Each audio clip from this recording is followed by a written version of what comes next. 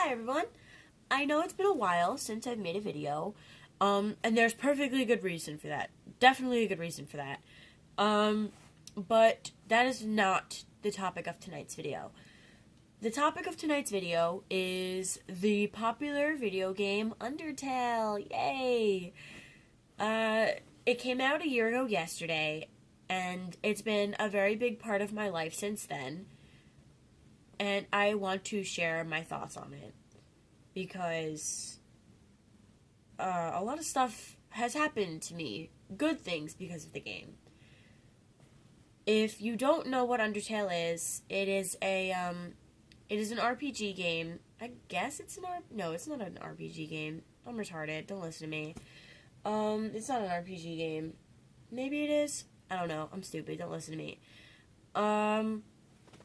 It is an 8-bit looking game, like a classic retro game, where you play as this character who is unnamed in the game, but you later find out their name. And the object of the game is to escape from the underground world that you have fallen into.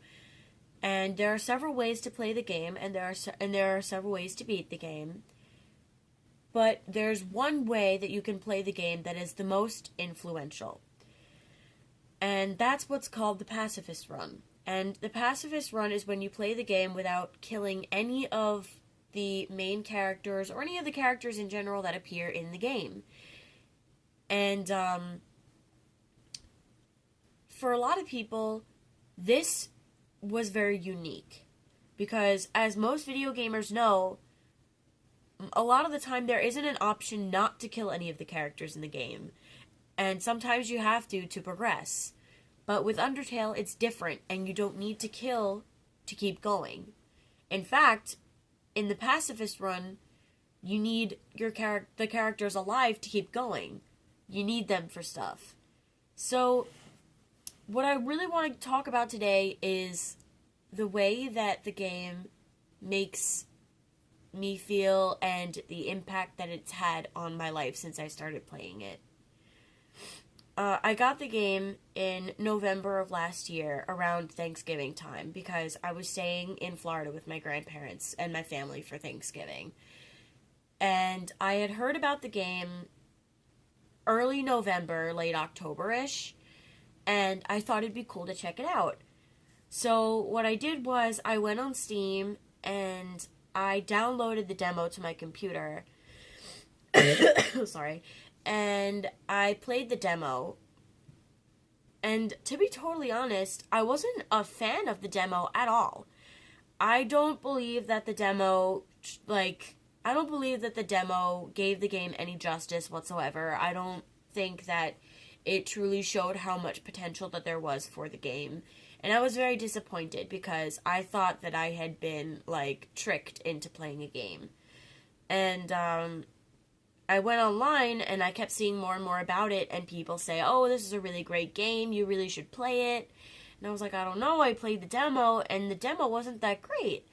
So, after I heard that there's so many lovable characters, I was really confused, because in the demo, you only meet two of the main characters, which are Toriel and Flowey. And I was seeing pictures of the skeletons, and Undyne, and Alphys, and Mettaton. And I was like, who are these characters? You don't get to see them in the demo. So what I did was I had gone back on Steam and found out that they were having a Thanksgiving sale for the game. The game is originally $20, and I got it for about $5, which is pretty great. So I asked my grandma to buy the game for me, and she agreed. So I bought the game, and I actually ended up playing the game for the majority of my trip, because it took me several hours to beat Undyne the first time. For those of you who played the game, you know my struggle. So I got the game, and I played it a lot. And there was something really awesome about getting past the demo part of the game, because I knew that part already. I knew what was going to happen. But getting past that was incredible, because as soon as I got out into the second part of the game, the snowy area, Snowed In, I was immediately blown away by how in love at first sight I was with the characters Sans and Papyrus. And I was really happy that the dynamic of the game had changed so much from like this grim, it's either like you or me kind of aspect to like things can be relatively normal, so to speak, once you get out of that area of the game. And I was really pleased with the way the game carried itself after the demo part of the game, after the part with Toriel and Flowey in the ruins, because there were a lot of really the dialogue and like the dynamics of the characters and their personalities, they really they clicked very well, and I was very happy about it. And like just progressing through the game was definitely an experience, to say the least. And I was very into the game, and I really enjoyed playing it because there were a lot of things I could relate to. And after playing the game for the first time through, I found out that there are 3 ways that you could play the game. There was the neutral run, the pacifist run, and the no mercy run. And I found out that the pacifist and no mercy runs were the most popular because of the way they end. So I found out that I had ended up playing a neutral run, which is where you can go through and kill whomever you like, and the game ends kind of, well, neutrally. And the pacifist run is when you go through the game without killing anybody, which I was pretty excited to play that version of the game. The no mercy run actually intimidated me a little bit because I honestly, after like killing Papyrus the first time through, I couldn't bear the thought of doing it again. So I kind of avoided the no mercy run because it intimidated me a lot, and I really didn't want to put myself through that because once you fall in love with a character, it's emotionally traumatic to kill them. So I went through the pacifist run, and for those of you that haven't played it yet, this is spoilers, but you bond with the characters a lot through the pacifist run, and you become friends with Papyrus and Undyne, and at the end of the game you go out like on like a lunch, like you will go out to lunch and dinner with Sans, and he talks to you personally, like person to person, and it's actually a really unique experience. And you find out, sorry about my nose, I'm actually sick, but I just wanted to make this video because I know I'm already a day late. So anyways, like I was saying, you get to know the characters on a personal level, and there are a lot of things that you can relate to in them. And there are when I played the game and I played the pacifist run, I saw parts of myself in all of the characters. Like, I saw the funny, lazy part of myself in Sans, and like the excited, rearing to go parts of myself in Undyne and Papyrus. And in Alphys, I saw the nerdy, geeky, anxious side of myself. And, like, even in Mettaton, like, I saw, like, you know, the side of myself that likes taking pictures when I know I look good. And, like, in Toriel and Asgore, like, the motherly, caring, and, like, defensive and guarded parts of myself. And, like, even in Flowey, like, you know, everybody gets a little crazy sometimes when they're mad. Like, I even saw that, like, in Flowey. Like, I even related to a goddamn flower. Like, please, this game is insane. And again, spoilers for those of you who haven't played yet. There's this part at the end of the pacifist run where you have to save the characters that you befriended.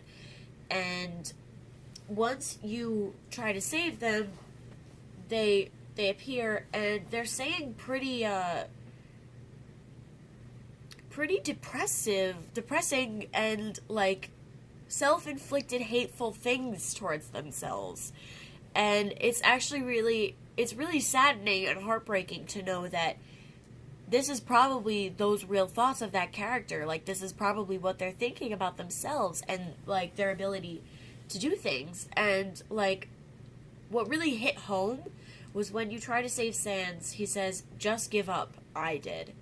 And I was like, whoa, that is a lot for a game that I thought was going to be fun and simple and not at all complex in any single way possible. And at that point, I was so emotionally invested with these characters and their stories and their friendship, and I was so in love. And the heartbreaking reveal of Asriel, like, I was in tears the first time I played through. I was on the verge of crying because I could relate so much to the way the characters felt. And I just thought it was an absolutely breathtaking way to introduce Asriel like that, and the way the characters felt, and the way that they thought of themselves. And I just thought it was an absolutely incredible finish to an incredible game. And honestly, I don't think I have anything bad about the game to say at all, other than it's had positive influences on my life, and it's changed the way I've looked at things, and I'm really happy that I found out about it. And, like, not even just the game has gotten me, the fandom base, like, the fan base around it is absolutely incredible and full of talented, absolutely fantastic people. And I've met so many nice people and so many talented, amazing artists and writers through this. And I honestly, if I had to fit a word to the way I feel about this fan base, it's I'm blessed to know them, pretty much. And I was scrolling through Archive of Our Own, and I discovered this fan fiction called Would That Make You Happy? And it's an Undertale fanfic, and it's a reader and sans fic, but you later find out that there's a named reader, and everybody flipped their shits about it, but I don't know why, because it's a really good fic, and I think you should read it. And, like, there's, because of that fan fiction, and another one next to it, like, a couple more around it, like, there's like a group of really great fanfics in that circle. And there is another small fandom, a sub-fandom, inside of the Undertale fanbase. And I think that's absolutely incredible, because everybody there is so accepting and kind-hearted and talented and amazing and just absolutely wonderful. And I've met a lot of really great people, and I've started talking to a bunch of really great people, and honestly, I wouldn't want it any other way. And I'm really happy that this game came into everybody's lives, because it draws a lot of people together, and we stick, like, even our tiny little fandom, we stick together, and we're a family. And honestly, I'm so happy that I could call them my friends, and that I could call them my family, and that I could call them, like, how close they are to me. Like, I'm so happy that I met them. And it's all because of one thing that we all love and we all have in common. And through that, we find other things in common, like what we love and what we don't like, and the things that we do, and the people that we know, and the people that we idolize even. And it's all because of this one influential, uplifting game that nobody expected to be this big of a hit. Everybody thought it was just going to be another game that everybody was going to be crazy about for a little while, and then it was going to go away. But a year later, it's still one of the most popular games on the market. And I don't think it gets enough credit for how amazing it is, and how well it ties people together, and how well it was created, and it really doesn't get enough credit. So I'm making this video to give it the credit that it deserves, because I know Undertale has inspired me to be more creative, and it's inspired me to look at things differently and think about things before they happen. And because it has, if you play the game, you'll understand what I mean. There are a lot of problem-solving skills that you need, and sometimes you need to think before you do things. And because of the game, I've changed the way I looked at a lot of things, and I'm so glad that I look at those things the way I do now, because, like, without it, I'd be different. And I definitely think Undertale and the people that I've met through Undertale have changed my life, and I'm so grateful to know them, and I'm so grateful that Undertale is a thing that exists, and I'm grateful that Toby Fox was able to create such a powerful game and such a powerful message through a game. And basically, this video is my thanks to you, Toby Fox, for changing my life through something that I didn't think would change my life. Thank you so much for creating something beautiful and inspiring and uplifting and absolutely wonderful that I've met so many wonderful people through and have seen so many wonderful works of art and stories through it. So, thank you. Just thank you for being an absolute awesome person, and thank you for creating something this amazing. And I hope you continue to create more amazing things. I hope you guys enjoyed my 16-minute talk about Undertale. If you like me droning on because I don't have proper editing materials, subscribe for more. Please leave a comment and like this video. I probably already said that, but like this video if you liked it. Leave a comment and ask me what you want to see next, because I think I'm going to get back into making YouTube videos. Again, thank you for watching. I love you all, and I will see you next time.